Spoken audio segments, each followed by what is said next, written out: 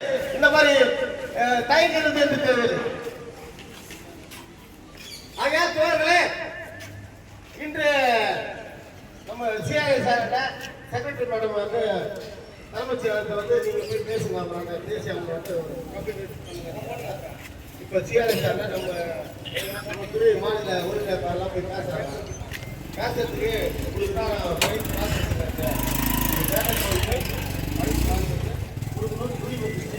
மேடமே சொல்லிட்டாங்க, அவங்க கம்யூனிஸ்ட் பண்ணி அனுப்பல, ஏன் இவ்வளவு நாள் போராட்டத்தில் உட்காந்து இருக்கிறாங்க, இன்றைய செய்தி உட்காந்துக்கிறாங்க சொல்லுங்கன்னு சொல்லிட்டு அவர் போய் சொல்லுங்க சொல்லி அமைச்சிருக்காங்க.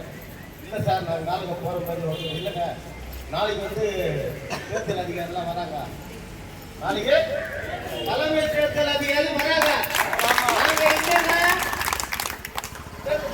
காட்ட முடியுமா? இல்லை 240 பார்த்தது, 340 பார்த்தது, 100 நம்பர் பார்த்தது, கன்னிப்பேரு முன்சாமியாரு அந்த ஊர்ல அறிமுகப்படுத்துவது யாரு?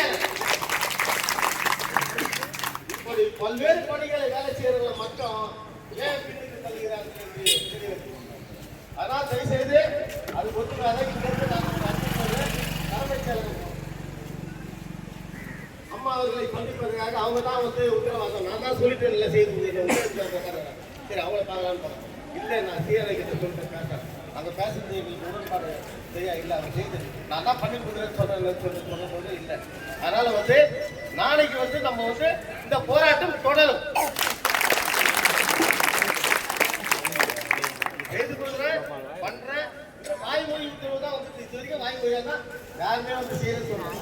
இன்னைக்கு பேசும்போது கூட பைக் போயிடுச்சு மேடம் வந்து பண்றேன்னு சொல்லிட்டாங்க, இதுதான் சொல்லிட்டு இருக்காங்க. அதனால வந்து நம்ம வந்து இந்த போராட்டத்தை நாளைக்கு களத்தில் இருந்து நான் வந்து நீங்க வந்து எங்களுக்கு வந்து செய்வோன்றத எனக்கு உத்தரவாதமா நீங்க எல்லாருமே சொல்லிடுங்க, செய்து கொடுப்பேன் என்று சொல்லுங்க. அப்பதான் நாங்கள் சென்னை அதான் தோழர்களே, இப்போ வந்து நம்ம வந்து இந்த போராட்டம் தொடர்ந்து 21 நாளா நாளைக்கு 22 நாள் 22 நாள் நம்ம வந்து நாளைக்கு என்ன முடியும்? தேர்தல் அறிக்கையில் வராங்க. ஒரு பக்கம் இன்னொரு ஸ்ட்ரைக் அலோட் பண்ணிட்டாங்க, அவங்க ஸ்ட்ரைக் அலோட் பண்ணிட்டாங்க. ஒரு பக்கம் நம்ம களத்தில் இருக்கிறோம், நம்ம தான் களத்தில் முழுமையா இருக்கிறோம். 22 நாள் நம்ம களத்தில் இருக்கிறோம். அதனால நாளைக்கு முடிவு பண்ணிட்டு திருப்பி ஒரு கூட்டு பேச நினைக்கிறாங்க. அந்த முழுமையான பேச்சுவார்த்தை அவங்க செய்தாக்கிறனால நாளைக்கு திருப்பி வர சொல்லிக்கிறாங்க.